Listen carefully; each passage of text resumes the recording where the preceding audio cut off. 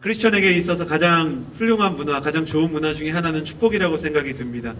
우리는 그냥 말로 축복하는 것이 아니라 우리가 하는 축복이 실제로 우리의 삶에 이루어질 것을 믿는 사람들인데요. 그런 의미에서 가슴에 손을 얹고 저를 좀 따라해 주시겠어요? 자기 자신을 축복하겠습니다. 하나님은 나를 사랑하십니다. 하나님은 우리 가정도 사랑하십니다. 아멘. 이 시간 하나님께 내 마음을 엽니다. 우리 가정은 절대로 이전과 같지 않을 것입니다. 아멘. 본래 이번 주가 성탄 주일이거든요. 그래서 예수님의 탄생을 위한 예배를 준비하려고 기도하고 준비하는 중에 예수님의 성탄이 무슨 의미일까? 예수님께서 세상에 오신 의미가 무엇일까? 이렇게 생각을 좀 하게 됐어요. 근데 예수님께서 세상에 오신 이유가 성경에 구원이라고 써 있더라고요. 구원을 좀 일반적인 용어로 바꾸자면 회복이 아닐까, 그런 생각을 하게 되었습니다. 그래서 여러 가지 사역들을 준비했습니다. 온누리교회 대학부는 이런저런, 겨울이 되고 크리스마스가 되면 이런저런 사역을 하거든요. 쌀들을 이렇게 모아서 독거노인들을 찾아가서 쌀을 드리기도 하고, 그리고 난방할 수 있는 이렇게 방한용품을 사서 선물을 하기도 하고, 또 우리가 아직 크리스마스 이브, 크리스마스가 다가오진 않았지만 크리스마스가 되고 크리스마스 이브가 되면 지역교회에 가서 그 교회들 섬기고 그 교회에 필요한 찬양이나 성탄 예배 드리는 행사들을 하게 됩니다. 그래서 세상을 회복하고 세상의 사랑을 전하는데 조금이라도 일조했으면 좋겠다라는 생각을 가지고 이런저런 일들을 하는데, 세상을 회복시키고 교회를 회복시키기 전에 먼저 회복과 은혜가 넘쳐야 되는 곳이 성경을 보니까 있더라고요. 그게 어디였냐면 가정이었어요. 왜냐하면 하나님께서 세상을 창조하시기 전에, 국가나 나라를 창조하시기 전에, 그리고 하나님께서 하나님의 교회를 세우시기 전에 창세기에 하나님께서 하나님의 가정을 세우셨기 때문입니다. 태초에 하나님께서 사람을 만드시고 아담을 완벽하게 만드셨는데도 불구하고 아담을 보시고 뭐라 그랬냐면, 사람이 혼자 있는 것은 아름답지 못하다, 무언가 부족한 상태다, 이렇게 하나님께서 규정을 하시고 그의 아내를 만들어 주었습니다. 자녀들에게 이렇게 축복했으면 좋겠고요, 청년들은 청년들끼리 이렇게 축복했으면 좋겠습니다. 좋은 배우자를 만나기를 바랍니다. 네, 어머님이 아버님한테 이렇게 축복하시면 안 되고요. 지금 좋은 배우자시니까 가정을 새로 만드시면 안 되니까, 네, 자녀들한테만 그렇게 축복해 주셨으면 좋겠어요.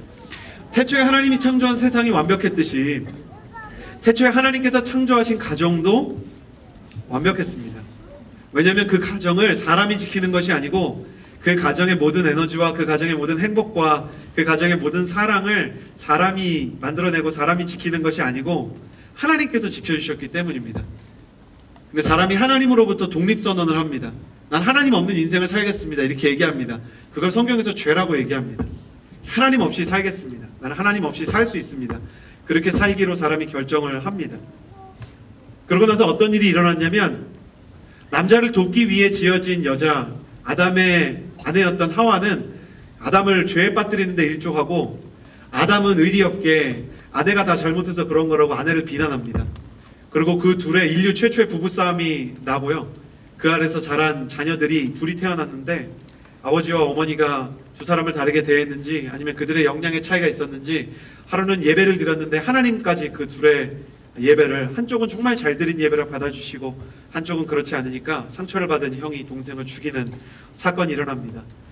소위 창세기를 세상을 창조한 이야기라고 생각을 많이 하지만 실제로 창세기는 한 3장에서 9장 정도까지 가면 소위 말하는 원 역사가 거의 대부분 종결됩니다. 많이 봐도 11장까지입니다.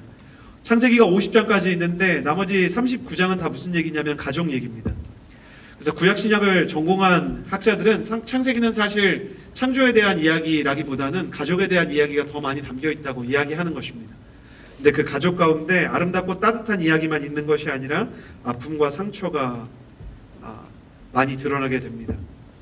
그리고 그 상처와 균열이 우리의 가정까지 타고 들어오는 일들이 생겨나는데요, 오늘날 이 세계에도 태초에 아담의 죄로부터 시작된 모든 이 죄들의 역사로 생겨난 균열 틈바구니로 여러 가지 부작용들이 들어오게 됩니다. 저는 크게 세 가지를 나눌 생각인데요.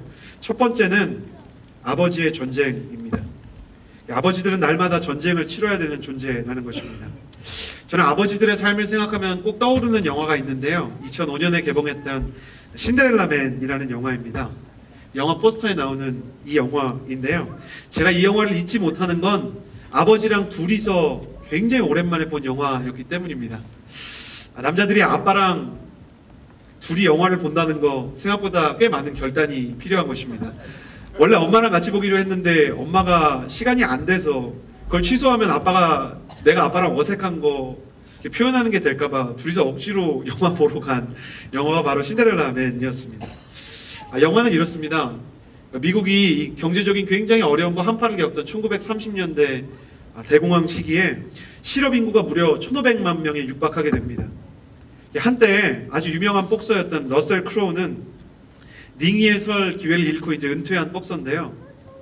복서로 이때 벌었던 모든 돈을 대공황 시기에 경제적인 어려움 때문에 전부 다 잃어버리게 됩니다.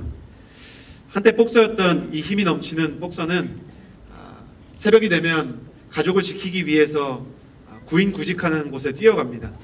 그래서 그것이 쌀을 나르는 일이든 아니면 얼어붙은 냉동 생선을 옮기는 일이든 마다하지 않고 일을 하려고 하는데 아무리 의욕이 앞서도 일자리 자체가 많지가 않은 것이죠. 그러다가 우연히 다시 한번 이 지하세계 링 위에 설 기회를 얻게 됩니다. 거기에서 내기 복싱에 참여하게 되는데요. 자기 예상과 다르게 아직 남아있는 자기의 복싱 기술들이 있다는 것을 발견하게 됩니다. 조금씩 몇 사람을 쓰러뜨리던 이 러셀 크로우는요, 거기에서 이름은 브래독인데 실제 인물입니다. 이 사람은 나이가 40대가 넘어서 거의 50을 바라보는 시점에 헤비급 챔피언한테 도전을 하는 메인 이벤트에 올라서게 됩니다. 근데 문제는 뭐냐면 당시에 세계 헤비급 타이틀 챔피언을 갖고 있었던 이 복서가 러셀 크로우와 붙기 전에 이미 2명의 복서를 죽였다는 것입니다. 실제로 그랬고요. 경기 중에 다운을 당하고 KO를 당했는데 KO를 당한 상대 선수가 일어나지 못합니다. 남편은 그 사실을 숨기려고 했지만 사랑하는 청년 여러분, 부모님들 앞에서 이런 이야기를 하면 제가 약간 부끄럽지만 세상의 가장 위대한 진리 중에 하나는 남자는 결코 여자를 속일 수 없다는 것입니다. 여자는 결국 그걸 알아내죠. 그래서 남편을 붙잡고 얘기합니다. 당신 거기 가면 안 된다. 근데 러셀 크로우는 갈 수밖에 없어요. 왜냐하면 러셀 크로우가 링 위에 서서 파이트 머니를 받지 않으면 지금 자기 자녀들이 친척 집에 가서 언제까지고 길러져야 되는 형편이었거든요. 영화에서 굉장히 가슴 아픈 장면이 우유가 요만큼 남아있어요, 병에. 내 애들을 먹이려고 그 우유 병에 엄마가 아버지 몰래 물을 막 이렇게 타는 장면을 아버지가 봅니다. 그러니까 브래독이 참을 수가 없어요. 러셀 크로우가 참을 수가 없어서 자기는 싸우러 가야 된다고 얘기를 하는데 아내가 당신 안 갔으면 좋겠다고 계속 만류를 하니까 그 유명한 명대사를 하죠. 당신의 응원 없이 나는 절대 이길 수 없다. 당신이 지금 나를 응원해주지 않으면 사실 나도 두렵고 떨리는데 당신이 만약에 나를 붙잡아주지 않으면 나는 절대 그 링 위에 설 수도 이길 수도 없다. 이렇게 얘기를 하죠. 제가 왜 이 영화를 더 기억하게 됐냐면 주인공인 브래독이 아내에게 그렇게 얘기하고 아내가 침묵하는데 쓸쓸히 링으로 나가는 그 뒷모습을 보고 있는데 제 옆에 계신 아버지가 늘 강하기만 하셨던 아버지가 눈물을 흘리고 계시더라고요. 저희 아버지는 복싱 선수는 아닙니다. 복싱 선수 아니고요. 늘 시장에 나가서 물건을 파셔야 했던 그냥 보통의 아버지입니다. 근데 그 영화를 보면서 저는 그런 생각을 했습니다. 왜 아버지들은 저렇게 치열하게 살아야 될까? 브래독과 다르게 복싱을 하지 않지만 우리 아버지들도 다 아버지들만의 링에 오르곤 합니다. 가족을 위해서 새벽을 깨우고 가족을 위해서 밤늦게 들어오고 예수님을 믿는데도 상사에게 잘 보이기 위해서 가족 몰래 술을 먹어야 된다고 얘기했던 집사님의 이야기 잊혀지지 않습니다. 정말 술을 먹고 싶지 않은데 자기 직속 상관이 너무 술을 좋아해서 지금 경제가 너무 어려우니까 비위 맞추기 위해서 술을 먹었다며 회개하는 아버지의 이야기 듣고 마음이 굉장히 먹먹해졌던 기억이 납니다. 근데 그렇게 밤늦은 길을 걸어서 터벅터벅 집으로 돌아오면 그런 마음을 알지 못하고 가족들은 아빠는 늘 가족보다 일이 먼저라고 얘기하곤 하고 당신은 늘 대화할 의지가 없는 남자 같다고 말하곤 합니다. 그리고 딸에게 농담조로 이런 이야기를 하죠. 너는 절대 커서 니네 아빠 같은 사람 만나면 안 된다. 그런 얘기를 하는 거예요. 아빠들은 그런 얘기 듣고 웃어 넘기지만 내가 뭐 어때서 라고 말하지만 사실 마음속엔 뭐가 있냐면 그래, 나 같은 사람 안 만났으면 좋겠다. 그래, 겉으로는 야 내가 뭐 어때서 아빠 같은 사람 만나면 괜찮지 하지만 속으로는 아빠보다 더 좋은 사람 우리 딸 만났으면 그렇게 자책하고 사는 것입니다. 저희 아버지도 그랬던 아버지였던 것 같습니다. 아들한테 사랑을 표현하는 법도 모르고 늘 새벽 시장에 나가서 남대문 동대문에서 의류를 파셨던 저희 아버지는 아들들에게 사랑한다는 말을 하는 법을 배우지 못한 사람이었고요. 그래서 마음속에만 그 고백을 담아놓고 굉장히 오랫동안 사셨던 것 같아요. 제가 얼마 전에 저희 아버지 카카오톡 프로필을 보니까요, 저희 아버지 프로필에 이렇게 되어 있더라고요. 여기 조그만 아기를 안고 있는 게 저고요. 그리고 여기 조그만 아기가 제가 올해 낳은, 제가 낳은 건 아니고 저희 아내가 낳은 아들입니다. 그리고 여기 조그만 카톡 할 때마다 이렇게 자기 대사 옆에 쓰여지는 사진을 클릭해서 확대해 보면 이거는 제가 그 아내랑 함께 가장 행복했던 그 신혼여행에서 찍은 사진입니다. 아버지가 이거 바꿔놓고 저한테 말하지 않았습니다. 야 아빠 프로필 사진 바꿨다 이렇게 얘기할 수 있는 그 정도로 용감한 아버지는 아닌 것 같습니다.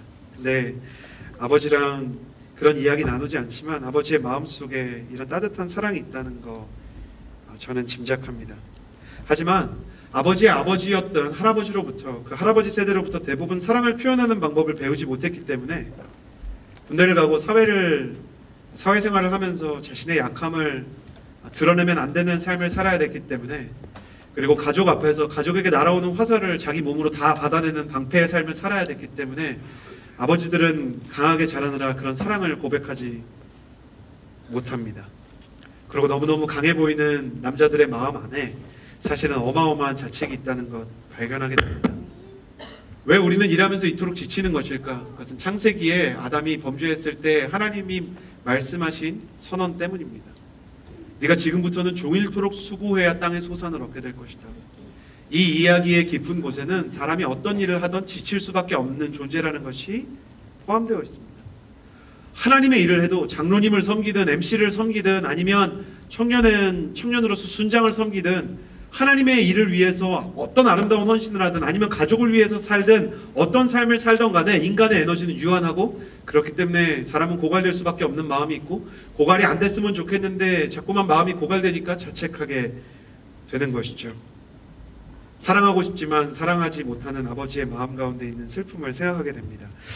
두 번째, 어머니의 마음 가운데도 균열이 일어납니다. 어머니의 키워드는 희생입니다. 이게 모든 엄마들의 모습이 아닌가 생각을 합니다. 너만 안 아프면 나는 아무리 아파도 괜찮다. 너만 행복하면 내가 좀 부족하게 사는 게 뭐가 어떻겠니? 그게 엄마들의 마음이에요.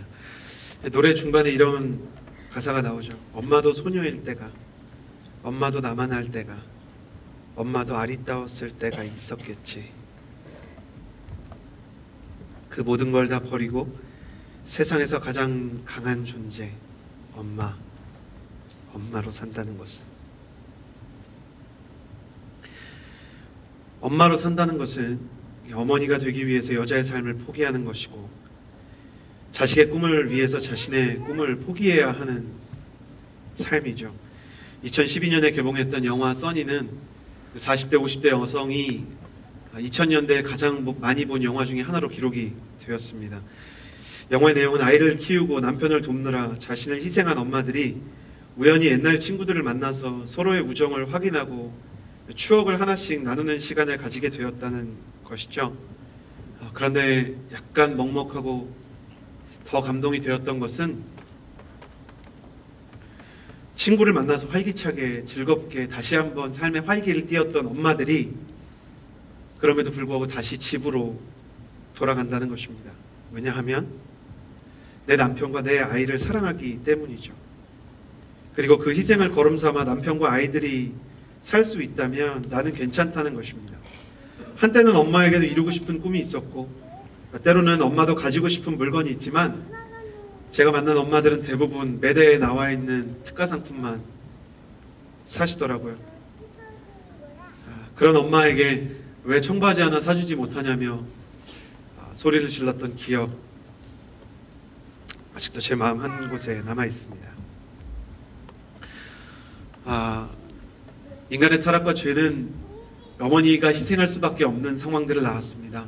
어머니의 희생은 아름다운 것이지만, 그러나 어머니의 마음 한켠에도 계속해서 이 희생의 데미지가 쌓이다가 때로는 자녀들이 독립을 하고 또 나이가 들어감에 따라 어머님들이 갑자기 지금까지 살았던 나의 삶은 무엇일까를 생각하게 되는 시기가 온다고 하죠. 어머니들에게는 이런 희생의 모습들이 있습니다. 그리고 세 번째, 아버지들에게 전쟁이 있고 어머니들에게 희생이 있다면 자녀들에게는 상처가 있습니다.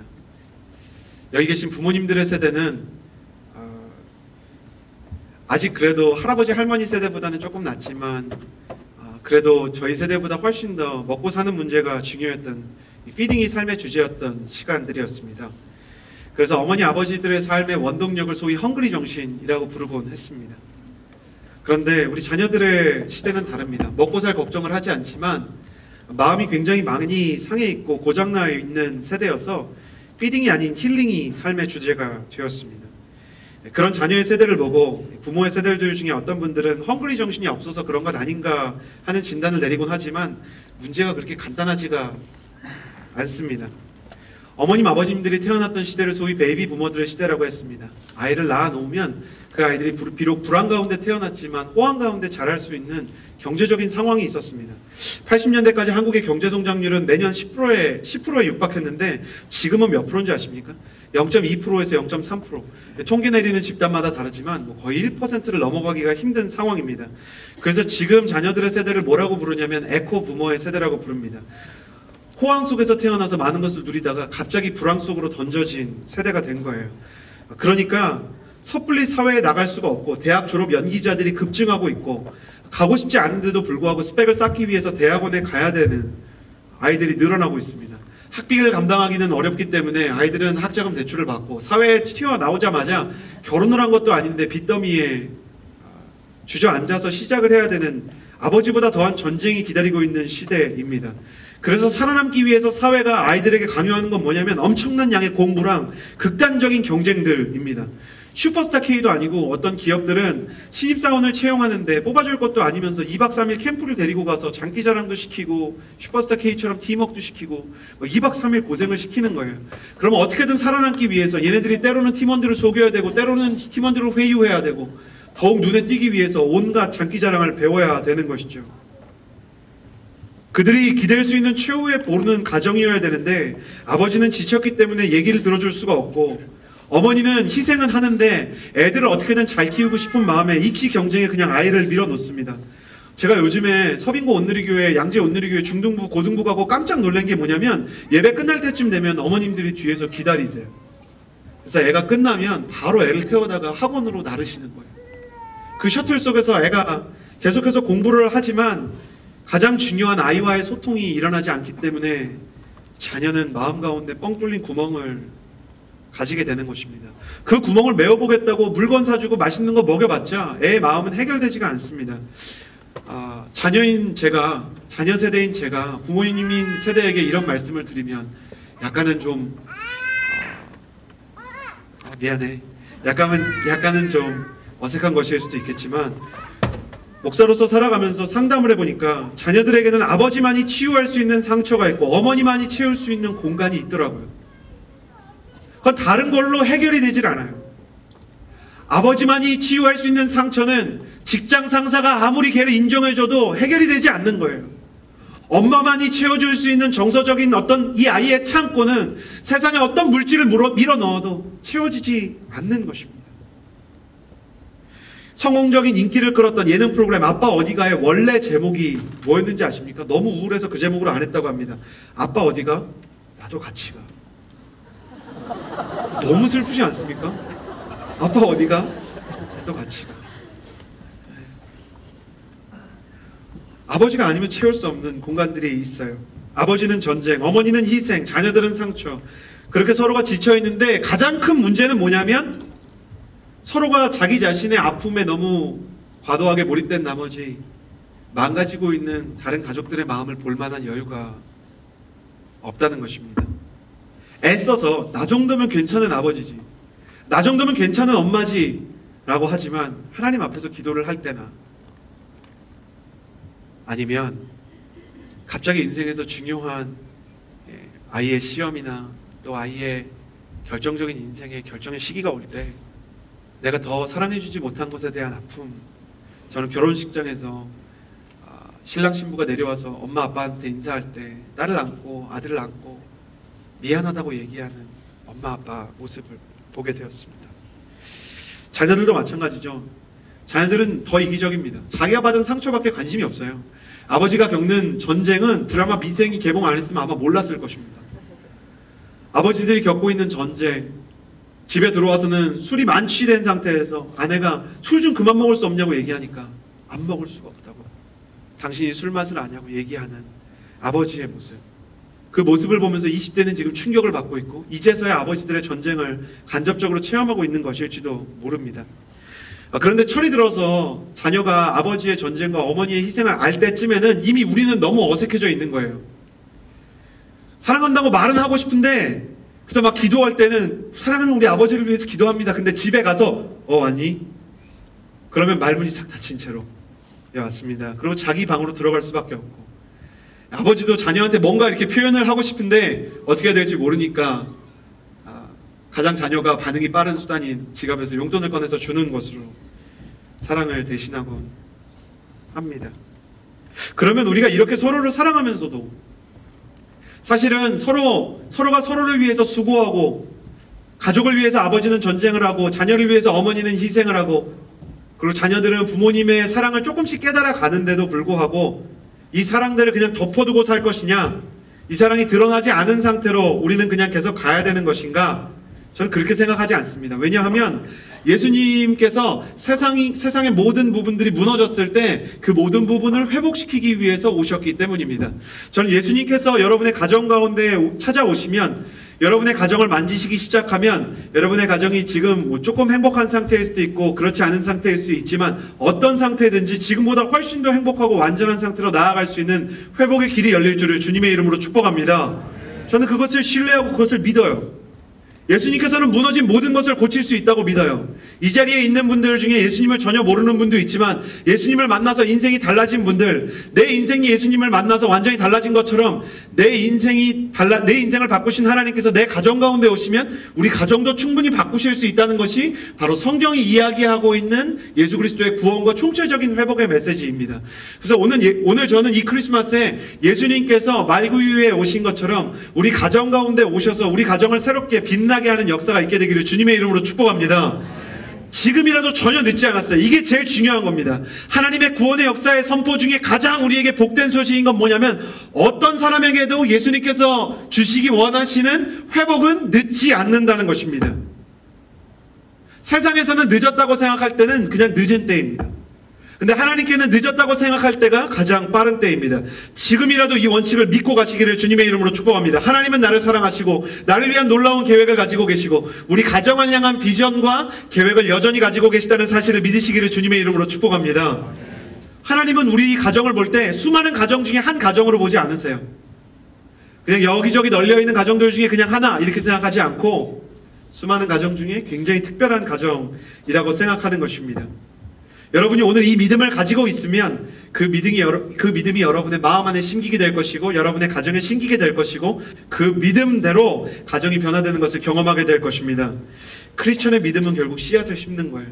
하나님을 믿고 마음의 땅에 그 씨앗을 심어 놓으면 그 회복의 열매가 비록 당장 열리지 않는다 하더라도 1년이 지나고 5년이 지나고 10년이 지나면 꼭 나타나게 되는 것입니다. 그래서 저는 전쟁을 치르는 아버지, 희생하는 어머니, 상처받은 자녀들을 회복시키시는 하나님의 거룩한 회복의 씨앗 3가지를 나누기 원합니다. 28절 같이 읽겠습니다. 시작. 수고하고 무거운 짐을 진 모든 사람은 다 내게로. 첫 번째 씨앗은 집으로 돌아가는 것입니다. 하나님은 우리에게 돌아오라고 말씀하십니다. 하나님은 우리에게 집으로 돌아오라고 말씀하십니다. 집을 나간 자녀가 가정을 떠나서 평생 행복할 수 없듯이, 그 자녀가 집으로 돌아와야 진정한 행복을 만날 수 있듯이, 우리도 우리 영혼의 고향인 하나님의 집으로 돌아가야 합니다. 누가복음에는 집을 나간 아들의 이야기가 나옵니다. 막내 아들이 아버지 없이 살기로 결정을 합니다. 아담처럼 독립선언을 하는 것입니다. 하나님 없이 살겠다는 독립선언, 그것은 정말 위험천만한 일입니다. 그런데도 불구하고 아버지는 그에게 자유를 줍니다. 왜냐하면 하나님은 인격적이시기 때문입니다. 하나님은 인간의 선택을 존중하시기 때문입니다. 그래서 이 아들이 아버지의 유산을 받아가지고 나가는데, 그 유산을 받아가지고 나갔지만 계속해서 사업에 실패하고 그 모든 재산을 잃어버리게 됩니다. 결국 모든 걸 잃어버리고 돼지우리에 들어가서 돼지들과 식량을 먹는데, 그 비참한 상황에서 아들이 잘한 게 하나 있는데 아버지의 집으로 돌아가야 되겠다는 생각을 한 겁니다.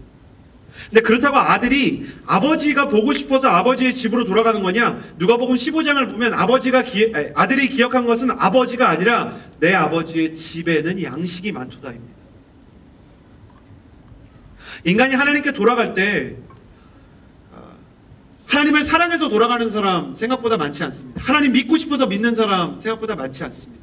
근데 하나님이 계시다면 우리 가정을 좀 도와줬으면 좋겠다, 내 상황에 좀 하나님의 능력이 필요하기 때문에 하나님을 믿고 하나님께로 돌아가게 되는 것입니다. 근데 아버지가 그걸 알고 있습니다. 아버지가 얘가 들어오는 게 나 때문이 아니고 우리 집에 있는 양식 때문이라는 걸 알고 있습니다. 근데 아버지가 어떻게 하냐면 아들에게 뛰어가서 와라, 아들을 안아줍니다. 원래 이스라엘에서 아들이 아버지에게 죄를 지었을 때는 아버지의 가랑이 사이로 들어가고 외워야 되는 그 회개문들이 있습니다. 아버지, 내가 이렇게 잘못했고 하나님께 잘못했고 막 그런 이야기들이 쭉 있습니다. 그래서 아들은 아마 가면서 그걸 계속 외웠을 것입니다. 가랑이 사이로 어떻게 지나가서 아버지가 때리시더라도 맞고 아버지에게 이 사과문을 읽어드려야 되겠다 생각을 하고 가는데, 아버지가 그 사과문을 듣기도 전에 가랑이 사이로 들어갈 기회나 타이밍을 주지 않고 바로 안아주는 것입니다. 안아주는 것입니다. 그리고 아들에게 아무것도 묻지 않습니다. 그리고 내가 너를 기다렸다고 얘기합니다. 오매불망 아들을 보내놓고도 아버지는 계속해서 아들을 기다렸기 때문입니다. 이런 마음을 담아놓은 노래가 요즘에 발표가 되었는데요. 같이 홈이라는 노래를 좀 들어보았으면 좋겠습니다. 저희 찬양을 인도하는 어머님, 아버님의 자녀 중에 한 사람인 정현준 형제가 노래를 불러주겠습니다.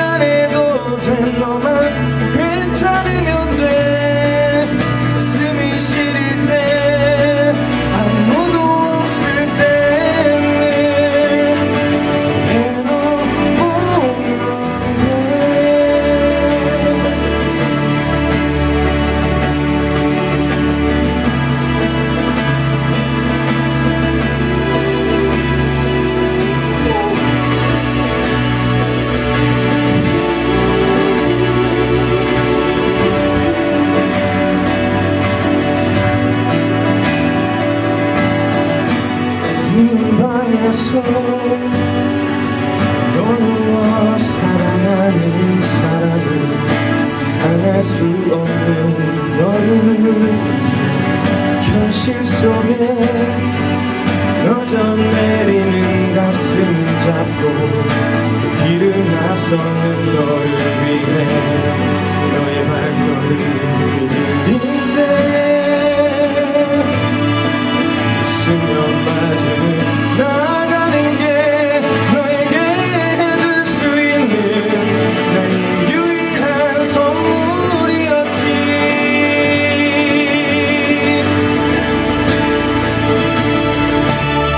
어디 아픈 데 없니? 많이 힘들었지. 난 걱정 안 해도 돼. 너만 괜찮으면 돼. 가슴이 시릴 때 아무도 없을 때는 여기로 오면 돼.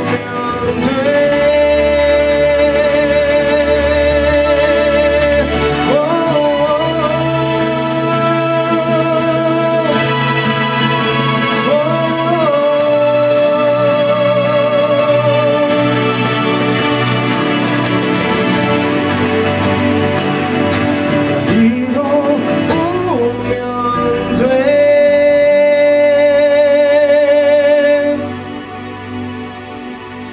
홈이라는 노래입니다. 이 노래에 이런 표현이 나오죠. 어디 아픈 데는 없니? 많이 힘들었지. 난 괜찮으니 너만 괜찮으면 돼.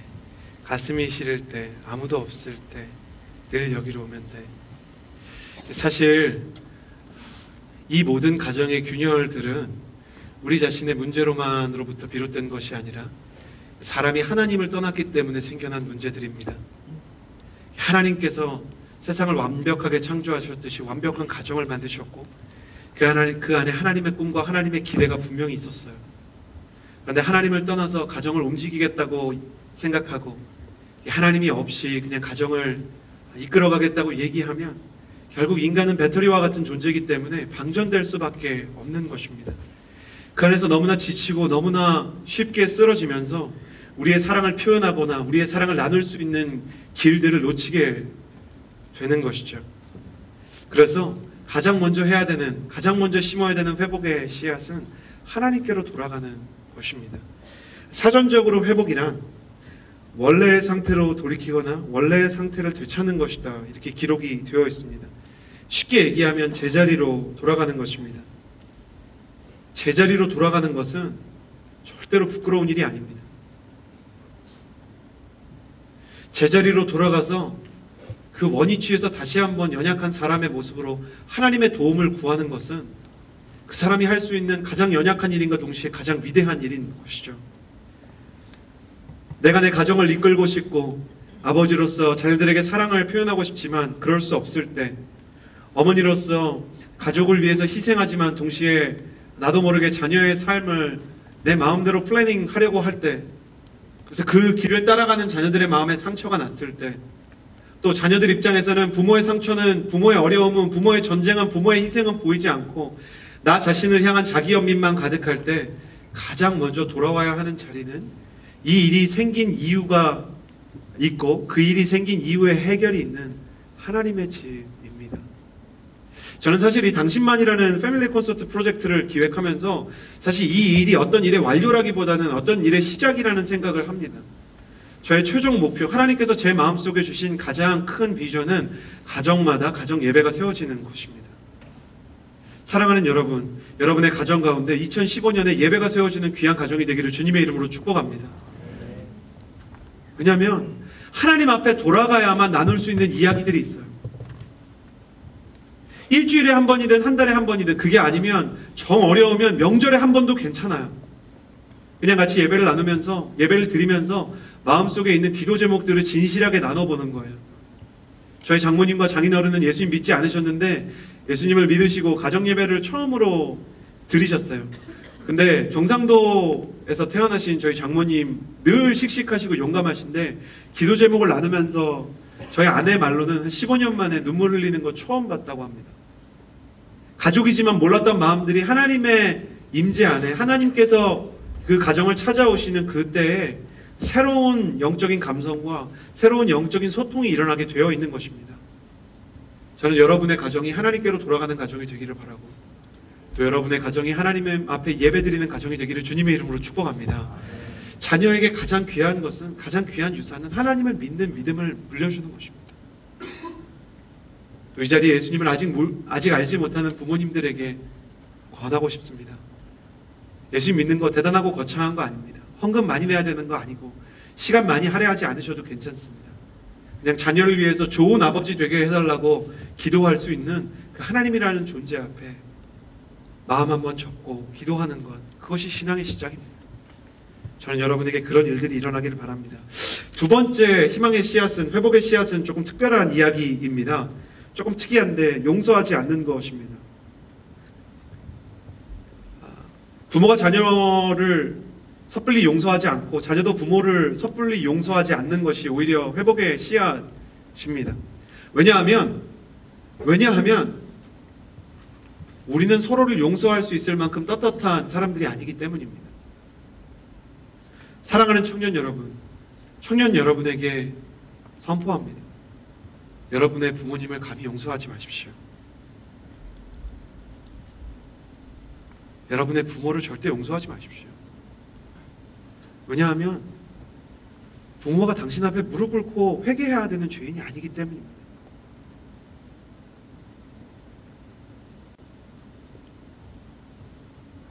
무뚝뚝하고 사랑을 표현하지 못했지만 오늘도 당신을 위해서 전쟁터로 나가야 되는 아버지가 여러분 위해서 회개까지 해야 합니까? 여러분을 위해서 여자로서의 인생을 포기하고 꿈도 내려놓은 어머니가 청바지를 사주지 못하고 내가 원하는 거 해주지 않고 가끔 집안일 하다가 짜증내는 거, 그거 그렇게 큰 죄입니까? 내가 부모를 용서해야 된다고 생각하는 것이 어떻게 보면 정말 심각한 영적인 교만 아닐까요? 우리는 용서해야 되는 존재가 아닙니다. 화해해야 되는 존재죠. 용서라는 말 안에 들어있는 나한테는 잘못이 없다는 숨겨진 메시지를 내려놓으셔야 돼요. 내가 부모님을 용서하기 원한다고 내 마음속에 다짐하는 순간 사실은 내 안에 있는 상처는 끝까지 못 내려놓겠다는 고백이 있다는 걸 아셔야 합니다. 용서가 아니라 화해가 필요한 거예요. 화해를 하려면 용서받기보다 먼저 용서를 구해야 하는 것입니다. 저는 여러분이 막 버티지 않았으면 좋겠습니다. 제가 청년들에게 누누이 하는 이야기지만 자존감이 약하면 사람은 자존심이 발달하게 되어 있습니다. 자존심이 센 사람일수록 마음속에 있는 자존감은 사실은 굉장히 흔들리고 있는 것이죠. 자존심으로 살지 마십시오. 하나님 앞에 내가 먼저 잘못했다고 기도하는 것입니다.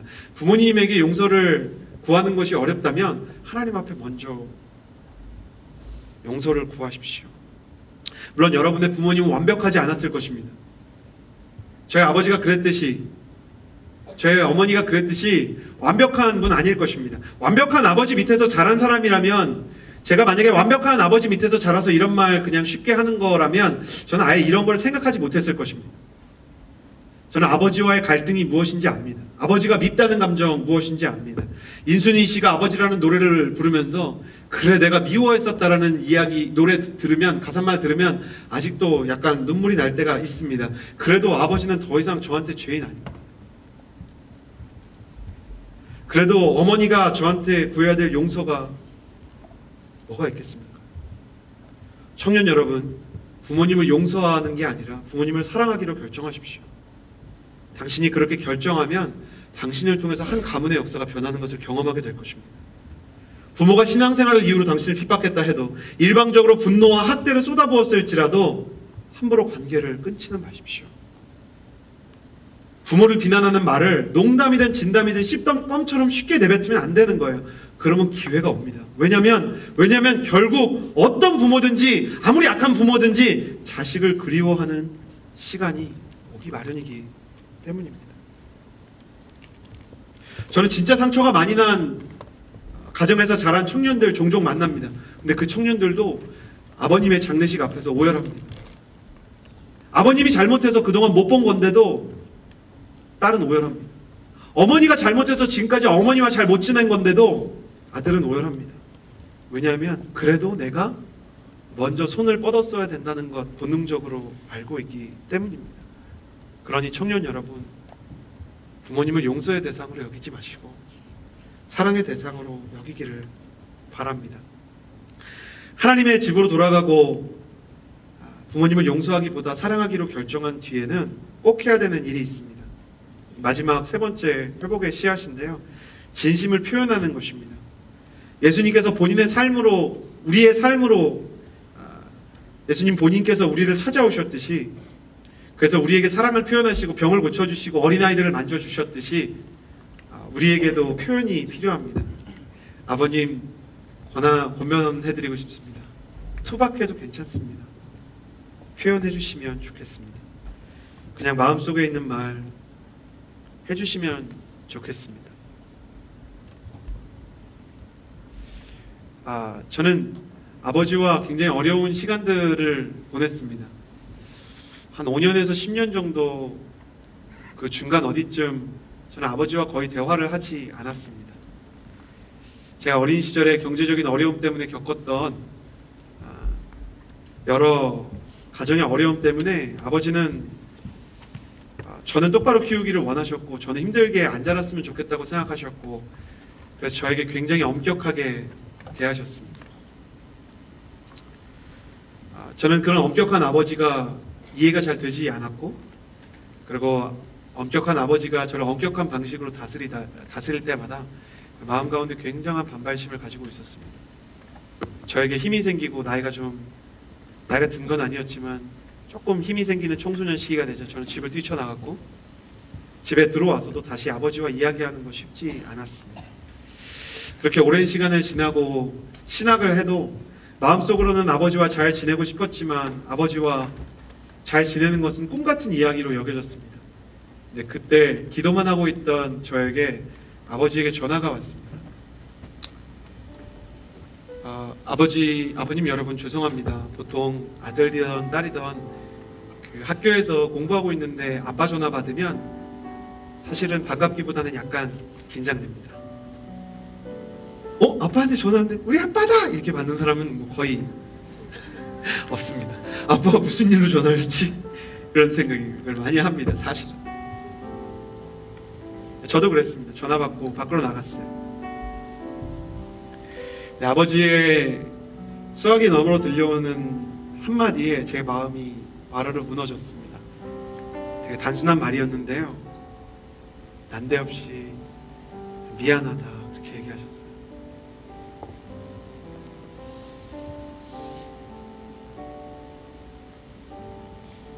굉장히 오랜만에, 어쩌면 처음으로 들은 말일 수도 있어요.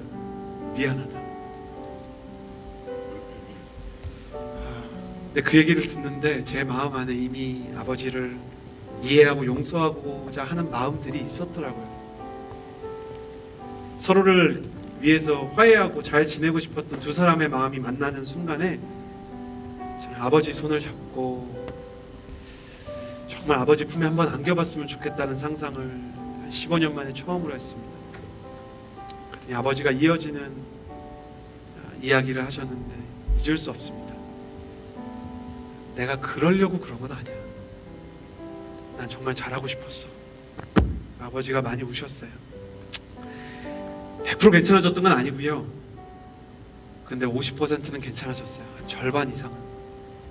그리고 그때부터 아버지랑 친해지고 둘이 진짜 어색하게 여행도 다니고, 아빠랑 둘이 여행, 할렐루야. 근데 너무 행복하더라고요. 여행 가서도 싸웠어요. 저희 아버지는 계속 사진 찍으시는 거예요. 하루에 400장씩 사진 좋아하셔서. 근데 셔터 너머로 보이는 아버지의 눈망울에 너랑 있는 시간을 하나라도 더 남겨두고 싶다는 마음이 보이기 시작했습니다. 어머니 아버지 그런 부모님 안 되셨으면 좋겠습니다. 소천 앞두고 저는 자신의 생애의 마지막 불꽃을 태우면서 자녀들 붙잡고 사실은 내가 너를 사랑했었다고 고백하는 부모님들 복원합니다.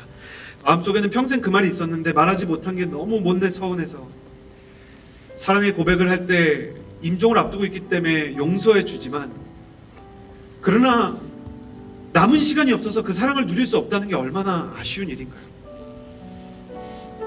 아버지 어머니 꼭 말해야 하나? 이렇게 생각할 수도 있습니다. 말하지 않아도 알 수도 있죠. 그러나 말하지 않아도 알 수 있는 것들을 말하게 되면 느낄 수 있게 됩니다. 부모만이 채울 수 있는 공간은 부모의 표현으로만 채워질 수 있는 거예요. 자녀가 머리로 우리 아버지를 이해했다고 말하는 것과 가슴으로 우리 아버지의 삶을 느낀다고 말하는 건 완전히 다른 거예요. 그래서 용기를 내야 됩니다. 그리고 반복해야 됩니다. 아버지 학교 한 번 다닌 걸로 인생의 면죄부를 주려고 하지 마십시오. 내가 아버지 학교를 다녀왔지만 여전히 부족한 아버지라는 것을 고백하며 가는 것입니다. 예수님은 오늘 말씀에서 나는 마음이 온유하고 겸손하다고 말했습니다. 예수님이 마음이 온유하고 겸손하셔서 우리 가운데 오셨는데, 우리에게 사랑을 표현해 주셨는데 우리가 못할 게 뭐가 있나요? 여러분, 세상 살아가면서 다 경험하지 않나요? 진심이 언제나 통하는 건 절대 아니에요. 그러나 진심이 끝까지 유지되면 그 진심이 결국 통하는 날은 오게 돼 있어요. 그러려면 반복해서 자녀의 손을 잡고 자녀와 눈을 마주치고 딱 3마디만 하면 됩니다. 미안하다, 사랑한다, 고맙다. 저는 오늘 여러분의 삶 가운데, 여러분의 가정 가운데 그런 사랑의 고백이 있기를 바랍니다. 제가 잠깐 기도할 건데요, 옆에 있는 가족들, 또 가족이랑 같이 오지 않으셨어도 함께 신앙생활하는 동료들, 그 가정을 위해서 기도하는 마음으로 손을 잠깐 잡아주시겠어요? 그리고 기도할 것입니다. 멀리서 올라온 부모님도 계시고 기도하는 법을 잘 모르는 분도 계시겠지만, 그럴 때는 그냥 이렇게 기도하시면 됩니다. 하나님 계시다면 도와주세요. 예수님이라는 분이 정말 계셔서 부족한 나를 좀 도와주실 수 있다면, 우리 가정에 더 많은 사랑을 부어주실 수 있다면 하나님 오셔서 우리 가정을 좀 붙잡아 주세요. 그리고 자녀들과 부모님 서로 내가 손을 잡고 있는 우리 어머니와 아버지의 모든 무겁고 수고한 짐들 주님께서 가져가 주신다고 약속했으니까 그 짐 좀 덜어가 주십시오. 엄마의 희생과 아빠의 전쟁에 승리와 보람이 있게 해주십시오. 부모님의 손을 잡고 잠깐 기도하겠습니다. 같이 기도합시다. 하나님, 사랑한다고 말을 하고 싶고 미안하다고 고백을 하고 싶지만 용기가 나지 않고, 하나님, 그래서 우리가 늘 부족한 모습으로 시간의 강물 앞에 가정을 던져놓고 살아왔습니다. 그렇지만 우리의 마음 가운데 새로운 회복과 새로운 희망을 주시기를 원하시는 주님, 가정 가운데 고백이 있게 하시고 화해가 있게 하시고 하나님 앞으로 돌아가 예배가 세워지는 거룩한 역사가 있을 수 있도록 도와주시옵소서. 하나님, 우리가 정말 서로를 사랑하고 서로를 더 깊이 믿어줄 수 있는 관계가 되게 해주십시오. 많은 기도의 제목들이 있습니다. 많은 부족들이 있습니다. 한 사람 한 사람의 마음 가운데 임하셔서 사랑한다고, 미안하다고, 고맙다고 말할 수 있는 용기가 있을 수 있도록 도와주십시오.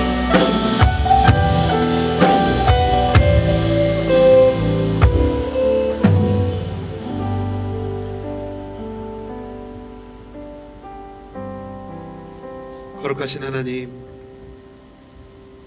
하나님께서 우리 가족 가운데 함께하여 주시고 우리 가족이 하나님께 돌아가는 예배의 가정 되게 하시고 부족한 우리 각 사람의 마음 가운데 임하셔서 가정을 새롭게 하시고 변화시키시고 고치는 것 경험하게 도와주십시오. 교회를 세우기 전에, 나라를 세우기 전에 하나님의 가정을 세워주신 주님, 하나님께서 세워주신 가정이 하나님께서 태초에 만드셨던 가장 완벽한 상태로 변화되고 회복되는 역사가 있을 수 있도록 도와주십시오. 우리 모두가 그것을 소망합니다. 특별히 이 자리에 예수님을 잘 알지 못하는데 자녀 때문에 와서 예배드리는 아버지와 어머니, 전쟁을 치르고 희생을 치르면서 살아오셨는데 하나님의 위로를 주시고 하나님을 만나서 하나님의 집으로 돌아가는 은혜의 역사, 회복의 역사, 사랑의 역사가 있게 해주십시오. 예수님의 이름으로 기도드렸습니다.